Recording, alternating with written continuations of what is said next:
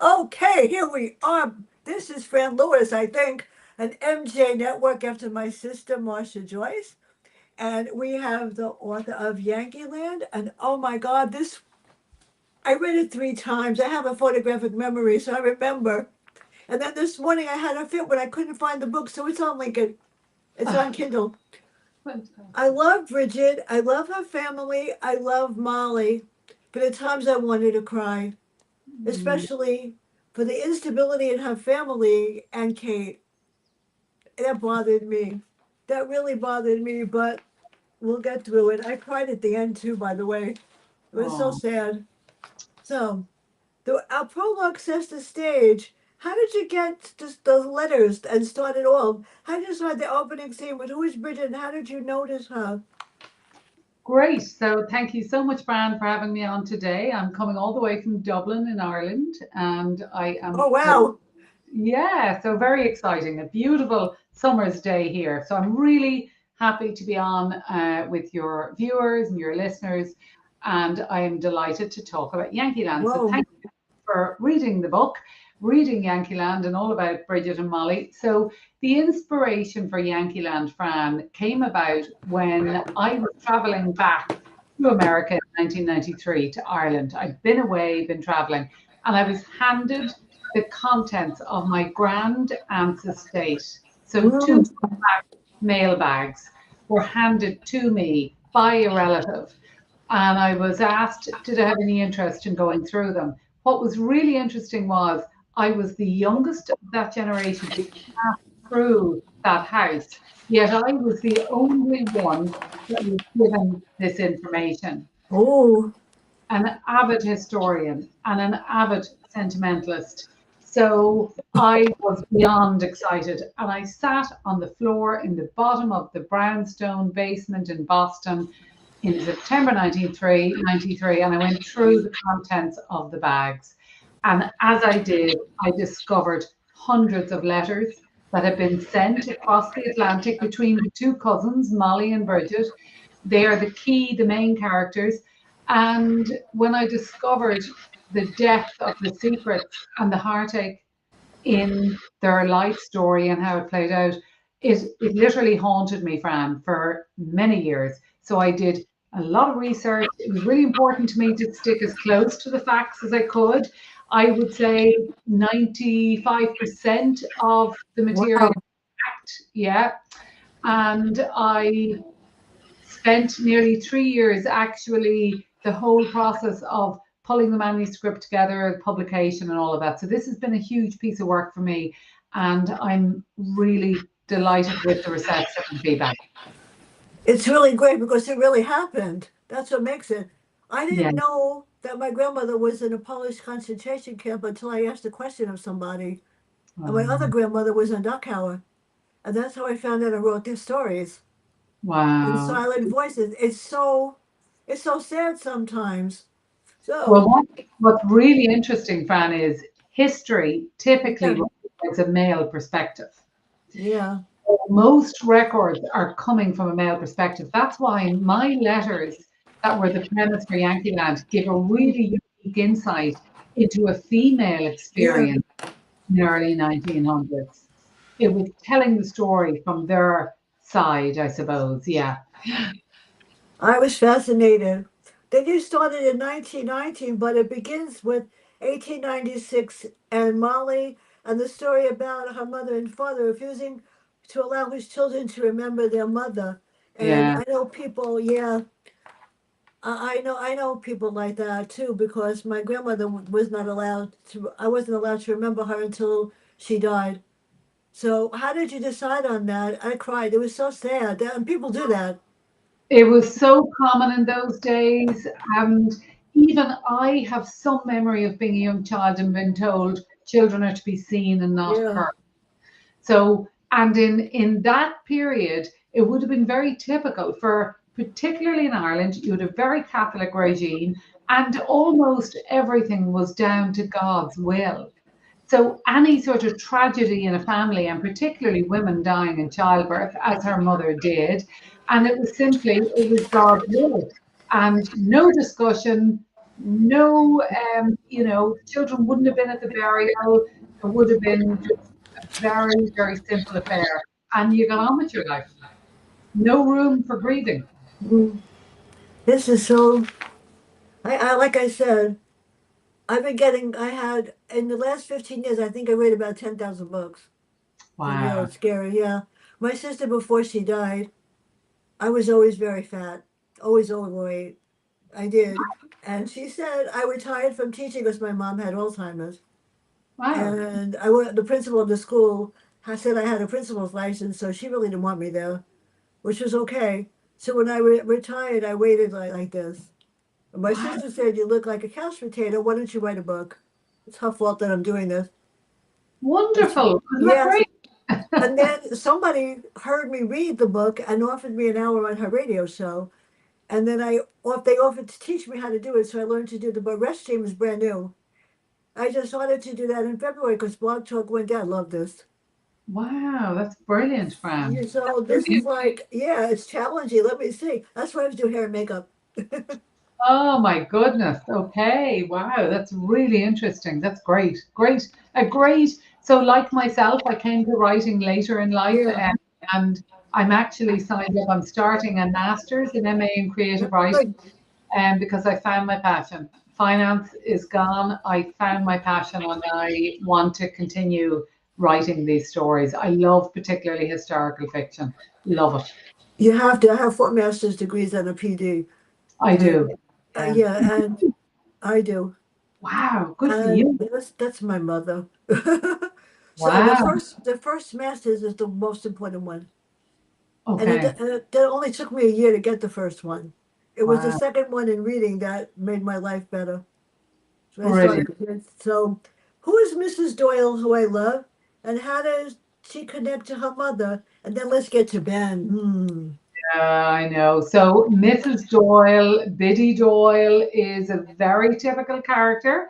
Yeah. She was based on a real person, Oh wow.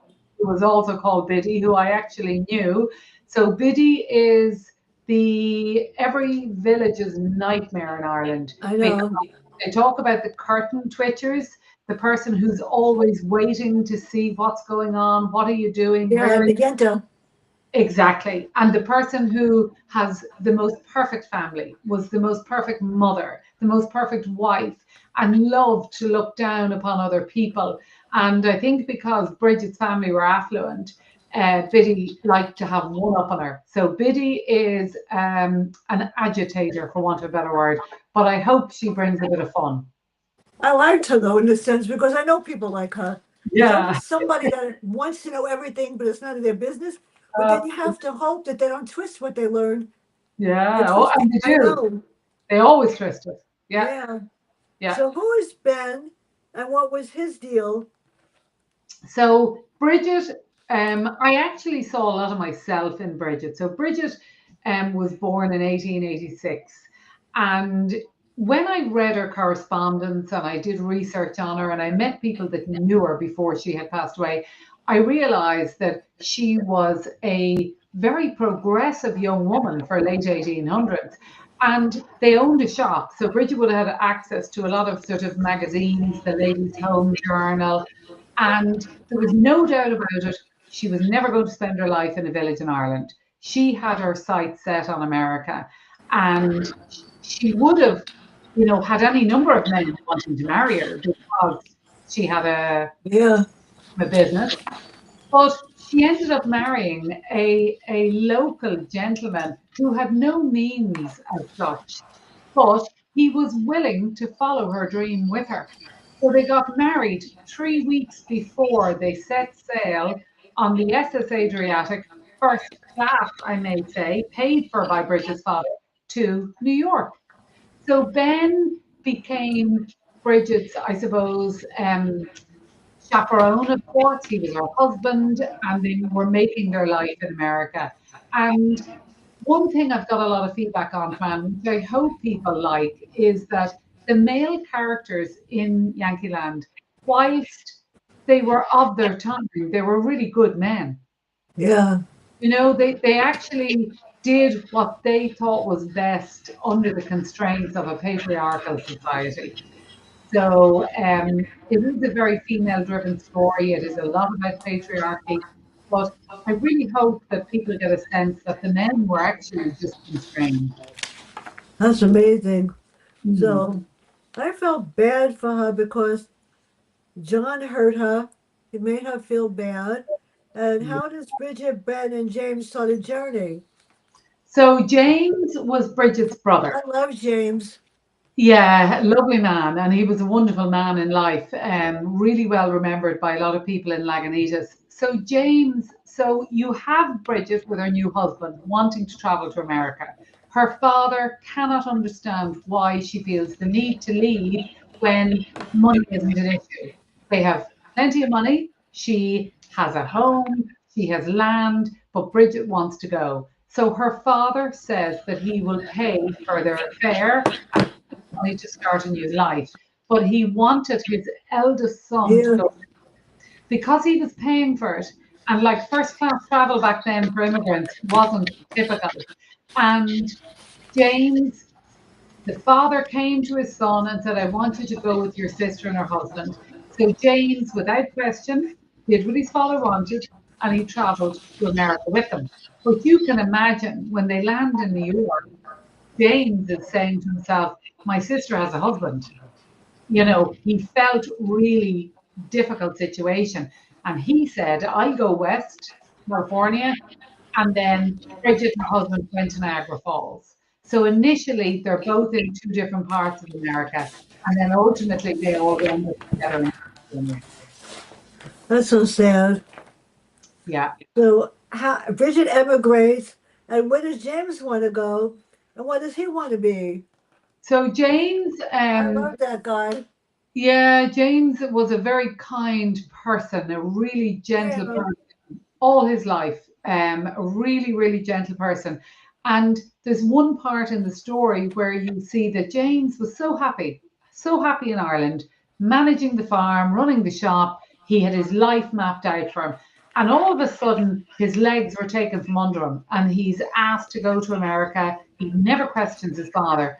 But when he goes to San Francisco, it's 1908, 1909, 1910.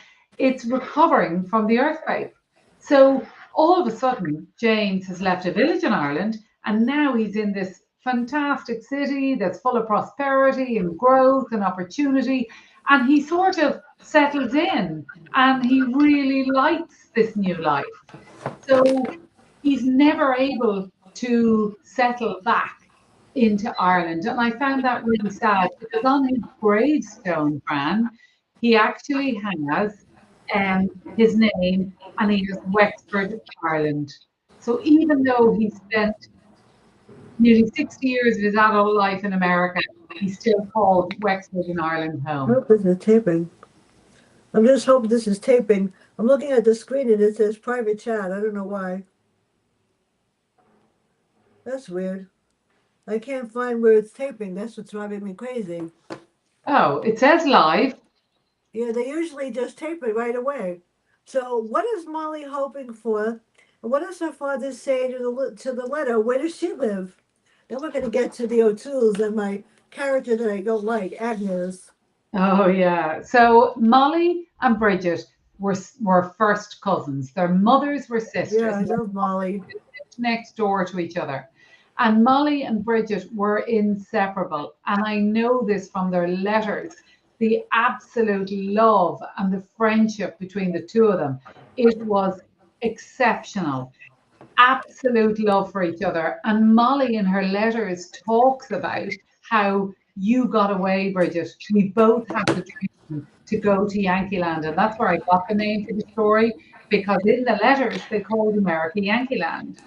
So Molly was this person who felt very left behind. Molly felt that she had been left behind in Ireland and Bridget had got away and was living her dream. I'm just looking to see if I got the email. Yeah, we're good. We're live on YouTube. Excellent. That is We are brilliant. live on YouTube. I got nervous. Yeah. I got nervous just now because if they don't email me, they will live on YouTube. I cry a lot. Oh, okay. Well, that's No, brilliant. that it goes straight to YouTube, and Brilliant. then when I send it to you, I send it to LinkedIn, FaceTime, TikTok, X, Oh, Blue brilliant. Sky. I'm a very Brilliant. popular person. Great. I am honored, Fran. I'm I'm honored. honored that I could do it. Great. Thank you Hopefully it'll very work much. out. Now, who are the O'Tooles and why does Bridget work for them as what? My heart goes out to her the whole story. I know. I know. It's I a, can't. It's you can imagine how I felt, Fran, then when I found her letters and I discovered what don't worry happened. about it. It really, really did, Yeah, help me. So the O'Tooles were the family that Bridget's brother James lodged with in California. yeah. He lived with them for quite a long Oh, time. I love the O'Tooles. Yeah, they treated him like a son. And Yeah, I actually think because his mother had died, and then yeah. obviously Agnes came into the picture, I think that James loved that homely life in with the O'Tooles. They were wonderful, wonderful people to him. That is so special. So very special. He spent maybe 30 years living with them, which is really unique. He was a lodger with them until he moved to Lagunitas. The person that was closest to me was my husband's mother, Ah, Mom Lewis. So ah, she used to yell at me or she'd talk to me whenever I got upset. She always ah. you need somebody like that to keep you straight. Oh, I suppose, yeah, you do. Oh, she did. Let me tell you. So who is Ed Manners for Women's book? I love that. And who is Loretta? And what does she learn and why? So say that again, Fran. Who was Loretta. Loretta? Oh, so absolutely Us. fantastic. I actually have I have a little book here in my library. Can you see that? I'm so Manners, aggravated that you took the book. yes, Manners for Women. I know. I And love that. yeah, this is an actual, I had bought it in London and it's from the late 1800s and it tells a woman how to behave in proper society. So you can, when Bridget moves to Niagara Falls, she's now part of a community. And the first thing she has to do is go to the local church because that's what any good Catholic girl would do. And then you're going to have the ladies of the church who do good deeds. And that would have been a really hierarchical, again, you would have had Loretta, who is sort of the head honcho Yeah. in ladies, and what she says goes. And really, she didn't make life very easy for Bridget. I know. Yeah, she didn't support her, didn't help her, didn't understand what Bridget was trying to deal with coming from Ireland. That bothers me. But you know what? I know people like that. But you know, when I think about what she was trying to do to teach people manners, they could do that today. No, I read on Facebook and I'm saying, how could you write that? Why are I, you so rude? I I know. mean, even when they talk about political people, you make us look ridiculous. Yeah, well, one thing for me, Fran, is Yeah, kindness. That is one of my biggest mantras in life. Just be kind. yeah. If you've nothing good to say, don't say anything at all. Well, my family is from Ilford, Essex, England. And Oh, my uncle, my cousin was a knight in the Parliament, Leon Shalla, and he wow. was friends with Queen Elizabeth. Oh my So then, goodness. when my grandfather was alive, he went to England and he met the Queen, and he met Golda Meir. Wow. And I Isn't that said, amazing? I should have gone. Oh Yeah, my he met goodness. her right before the '67 war. My Oh, grandfather, he was a very powerful man. So like, this is a big deal oh wow, that's brilliant. to Oh my get to meet them. Loretta really, she might have not been, but she had a point, and what she was doing wasn't really bad. So here's the character I hate, Agnes. Who is hmm. Agnes, and how does she act to Lady Doyle? Agnes was putting on a show. She always had to be there.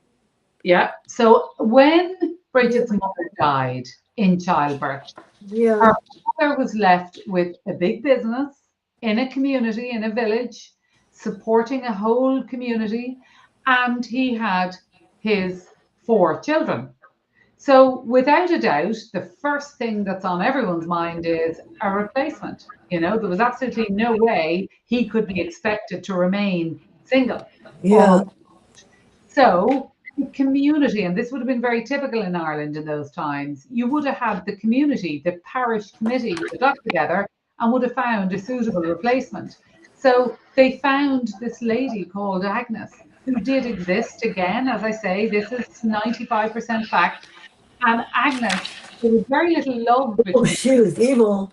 Yeah, it was Oh, a marriage of convenience. That's it. And she had no love for the children. Absolutely I no, know. no nurture, nothing at all. She was a strict authoritarian, and all she cared about was what everybody thought. And if everything was going well, it was all her doing. And if things weren't going well, of course, it was nothing to do with her. She was just a snob, an absolute snob, and had no ability to nurture those children. I know. And she always had to look right. And if Lady Doyle came, she had to brag. So Oh, she got Lady on my Doyle, nerves. Yeah, she did. I know. yeah, So Lady Doyle again did exist. That if anyone wants to I can't Google believe well, Lady Doyle was pushed into her. She actually yeah, bought this stuff. yeah, I know, So I know, I know. yeah, So she would have, that would have been right up Agnes's alley, having I a visit, know. from a lady who was related to the royal family. Very, very important. And Lady Doyne had been an American heiress. So she had come into this estate in Ireland with her dollars. Her father was very wealthy. And she was very happy living in Wexford, very happy. And she was also a good person, and she could see straight through Agnes, straight through her. Now before I forget, I'm only going to do five more this month. Only Okay. five more. I did 12. The 11th, I'm going to do something special, which is my field, with my reading professor that taught me everything. Dr. Cavuto and I are going to talk about 10 strategies of reading and how you don't use the science of reading, the right way to teach it. And we're going to talk about that. On the 12th, the author of Fire Concerto. On the 14th, this is really big. This guy, 6694, this guy was there on D-Day when Pearl Harbor, for real. And he's going to talk about that because his family died and was killed during then. The 18th, Stephen Manchester. And the 21st, my favorite person in the world, New York Times author Vincent Zandri, Terminal Moonlight, the King of Horror. Woo, that's an impressive lineup, Fran. Well, this gets more impressive. I got an email from Peter James. I got the book, The Hawk is Dead, and he's going to do a Zoom with me on October 23rd on Zoom because he creates it, and we don't know if the Queen's coming on. Oh my goodness. I would be nervous about that one. Oh my goodness. That would be he's a, amazing. he's amazing, and he thinks I'm adorable. But I have Oh, to have a couple of pairs of glasses so he can pick the ones I'm wearing. ah. Now for the character that made me cry is Kate. Why did Agnes hate her? Why did he lock her up? And why have her committed? That, and I know people that do that. I've seen that happen. Yeah, so Why? unfortunately, it was very common. If a woman suffered from her nerves, irrespective of what it was, the easy solution was to Sad. remove them from society. Just remove them and have them incarcerated. So you have to remember that Agnes saw that as shameful and a stigma on the family. So, as far as Agnes was concerned, she needed to get rid of Kate, get her out of the picture, get her out of the village, out of the family, and off she goes. And I again, know. Oh God. unfortunately, that was what happened in those days. Women didn't have voices, they didn't have power, they were completely reliant on particularly the men in their life. So poor Kate had had some difficulties. She was earning her trade in Wexford town. She was working. She could have been overworked. She, could have been a little bit stressed. We don't, but she ended up having a pretty difficult time when she was institutionalized. Well, so well, I have to add this question. It bothers me. Molly and Bridget were very close, and they emailed each other, they texted each, letters and stuff like that. See, Yeah. Molly, I don't know if Molly even realized what Bridget was going through. No, I didn't she think had so, right? no clue. And I this was know. what the biggest discovery in the letters to me Yeah, was. Bridget had been writing letters across the Atlantic that were never sent. So Bridget lived her life in America, assuming Molly knew everything, and became yeah. so bitter because she thought, why isn't Molly helping me? And Molly was at home in Ireland thinking, Bridget is having a great life. She never had any children. She's living in the glitz and glamour. And she That was, was the sad part. yeah. So for me to think, Fran, that you could live your life and the truth of your existence is never known, like that particularly, I found harrowing, really harrowing, that nobody would know what really happened in your life. I know, and I remember I just read it before. Bridget was so happy she thought she was having a child. And I Oh, know how it feels to lose two. And mm, it's horrible. But she went off and she got depressed. So Ben sort of like, instead of really helping her, his answer was like everybody else, put her somewhere. yeah. And that broke my heart. Yeah, and again, I have another book here called The Lady's Guide to Health and Disease from the late 1800s. And it was a medical journal that went out to doctors. And I used a couple of material from that. And, how they viewed women and women's illnesses and women's ailments. It was like, it was literally like they were animals. There was no room for emotion, Fran, or, Oh, sad. helping them emotionally or none of that. Absolutely none of that. So, yeah, I did a lot of deep research to keep to the facts. Now, the character that made me angry was Patrick. Yeah. How does the father allow that? And Thomas was the son, and he winds up in a better place at the end.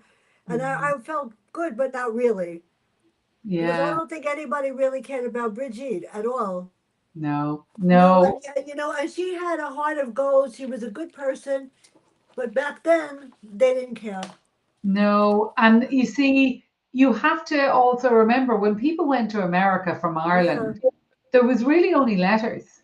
And if those letters weren't sent, or if they weren't yeah, honest account of what was going on, people in Ireland didn't know any different. So no, typically when you left, and that was it. And it was much easier. Like I remember in my childhood hearing about the really successful relatives who had emigrated to California. That's all I ever heard.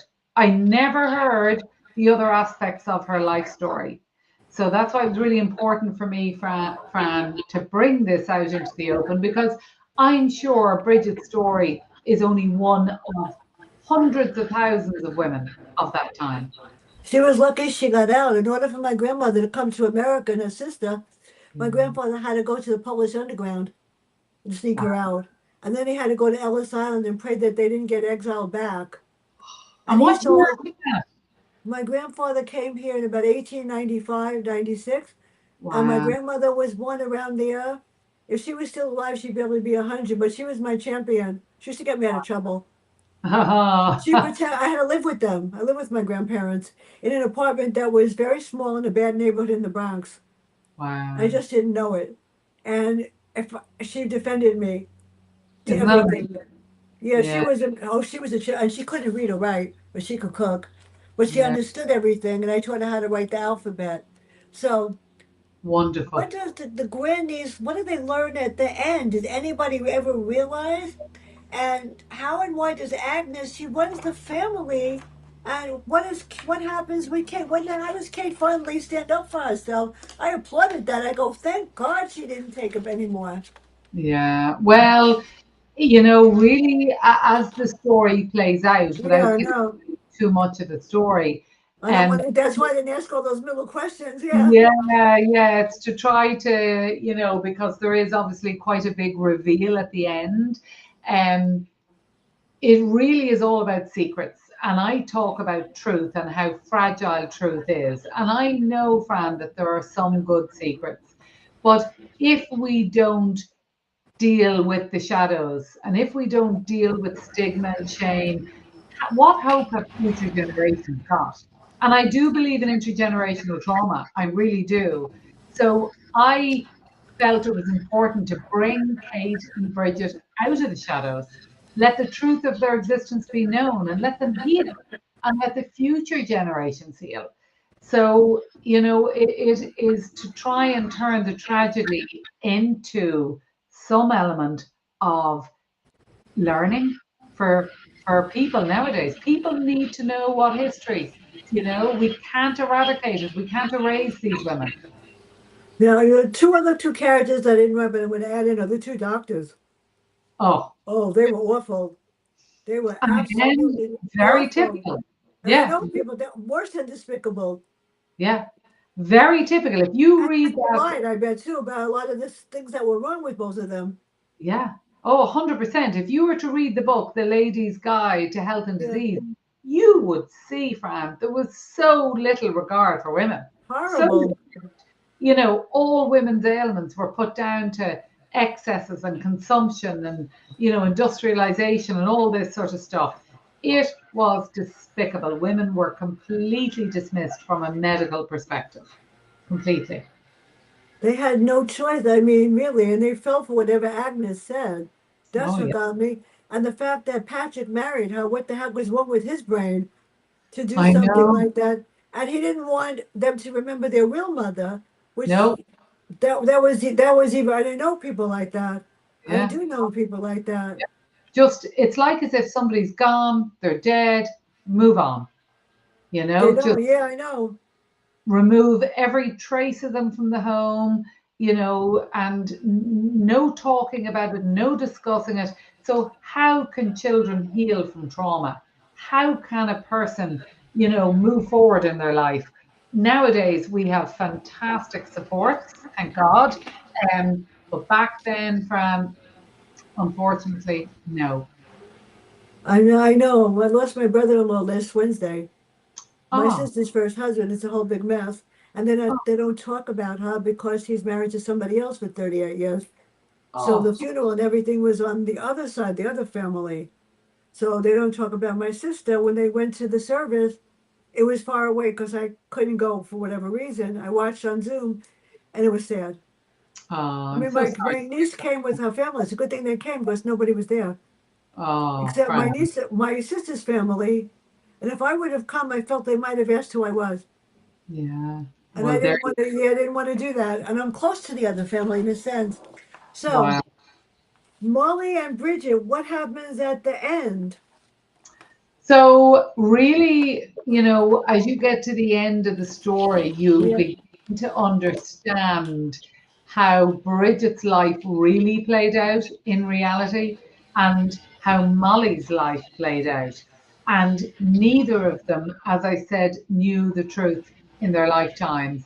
And to think that they both died believing a very, very different outcome. I have What? the letters right here from Yeah. Molly, 1920, and I don't think Bridget ever got them. Mother Nope. takes up a lot of my time. Mother has passed. Bridget has shown no improvement. Ben, Dr. Payne. I mean, I read this and I cried. I go like I got angry every Yeah. time I see I have it on Kindle. I never read on Kindle. But Yeah. the end is like, who is Maggie? Who was Maggie? Yeah, the little girl. Oh, yes. So Molly's daughter. Yeah. Molly. Yeah, I love Molly. Molly's daughter. Yeah. So Molly's daughter would have been obviously very close to her mother. So Molly had moved on. She got married. She'd had children. I remember. Yeah, and her daughter would have helped out in the general store and the post office and would have been very aware of Agnes and very aware. She would say to her mother, Agnes is impossible. So, yeah, she was well able to stand up to her, Fran. Well But able. she didn't marry somebody that actually I thought that she would, though. He was kind No, of no, not no, really. no, no, no, she didn't know. Molly had married a doctor exactly like her Yeah. father was and lived out her life the very same as her mother had and her grandmother before her. Very typical generation after generation leads the very, very same life. But when I read Molly's letters, I got a real insight into how forward thinking she was. There was one piece in the letters, and she talks about how she's writing to Bridget. It's 1921, and she's writing to Bridget in America, and she's talking about how nothing ever changes here. If you were to walk back into the village, it would be identical to the way it was when you left in 1908. And she mentions in it, all we have on here at the moment is the mission. And she has an exclamation mark. Isn't that great excitement? Now, that would be considered blasphemous. That would be a slight on the Catholic Church. And I smiled at that and I loved it. And I thought, wow, they were just like us. I'm looking at this on January 28, 1922. They put her in an insane asylum. Yeah, And you know what? I know people that they did put away. As a yeah. matter of fact, when I took my fourth master's, the last class was in insane asylums, and we went to visit Willowbrook. And a whole Oh, bunch, because the teach professor said we had to do it. That was the scariest thing in the world to have wow, to do. Bren wow. was heartbroken. So what happens to Brigitte at the end? Well, Bridget is incarcerated, you know, Yeah, she is in a psychiatric institution. And the sad part about American history with psychiatry is in the mid 1800s, you had a wonderful lady called Dorothea Dix. And Dorothea Dix used a lot of her own personal money and was really forward thinking in the care of people in asylums. And she brought about lots of progress. But then, fast forward to the early yeah. 1900s, and you've got the very wealthy Carnegies, the Rockefellers, all these people who all of a sudden think that the Irish and the German immigrants were causing the rise in asylums and mental health. And they decided to, really undo all the work Dorothea had done. So anybody in an asylum between 1900 and 1940 had a pretty horrific experience, Fran. This is so sad. It is When I'm very, reading this, I cried. I cried as I read this. And then there's Charles, Lady Harriet, and a whole bunch of people. But at the end, where does James wind up? I love James. yeah. Do you know, a lot of people have asked me, would I write a book about James? A lot, Yeah, yeah, a lot of people have said to me, there's more to James. there's more to And his story. Yeah. an awful lot more to his story. And people have asked me, was it possible that he was maybe homosexual? And because he never met women, there was never women in his life. He never married, he never had children. And people have really found a lot of substance in his character. And, they would love to know more, get more of an insight into who he was. But he was a very, very good man, very, very good from a societal perspective. The problem with Agnes is his social status. Oh, I got that. Yeah, she everything is social status, and she had to come up here, even if she was really down there, which is really where she belonged. So, what's oh, next for you, and who's coming back, and when am I getting it? oh, okay, brilliant. So I'm working on a couple of manuscripts. One in particular Oh, is good, looking, yeah, one is looking at women, a group of women living in again a small village life in Ireland around the 1940s to 1950s. And nice. yeah, just how they navigated their life and the simplicity of their innocence. That's really important to me. Just the simplicity of how women lived their life because most of them didn't have jobs. They didn't have any money. Again, they had whatever their father gave them or their husbands. That was all they had. So I'm looking at that story, but I'm also looking at a manuscript around. So I touch on spiritualism in Yankeeland. Oh, nice. So Lilydale in Buffalo was a huge haven for spiritualism in the 1900s. And Sir Arthur Conan Doyle, who I talk about in the book, had actually been there. So I think that there is a wonderful opportunity to explore a woman's journey through dealing with navigating life and touching on the different modalities. So that's what I'm working on at the moment, Fran. I am doing a master's in creative writing that I'm really excited about. And yeah, so I hope to have a number of opportunities to talk to you again. But it's really great because my new book came out May 13th. It's Wow. called Inverted Reality. It's for scary.